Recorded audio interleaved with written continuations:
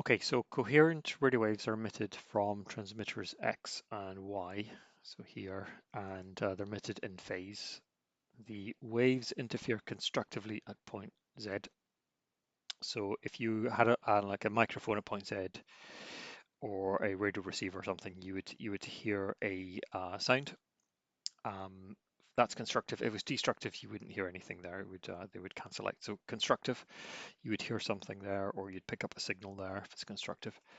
So the distance xz is 16 meters, so that's 16 meters, and the distance yz is 20, so yz is 20.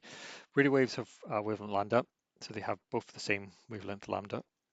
Which value of lambda is not possible?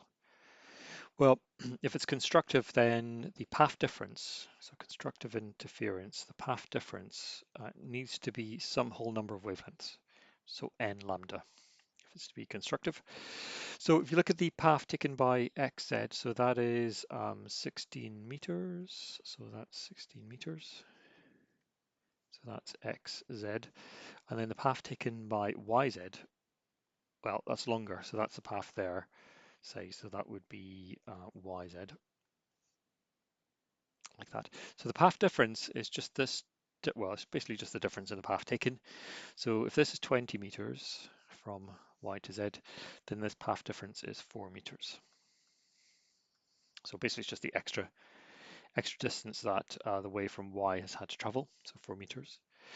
So in that 4 meters there, that path difference, well, so n lambda has to be equal to 4 meters. So that's possible. So if we say lambda is 1, so n times 1 equal to 4 meters. That's possible because you could have n is 4, so 4 wavelengths. If the wavelength was 2, you could have n times 2 equals to 4 meters. That works because 2 times 2 is 4, so you could have a 2 there, so two wavelengths.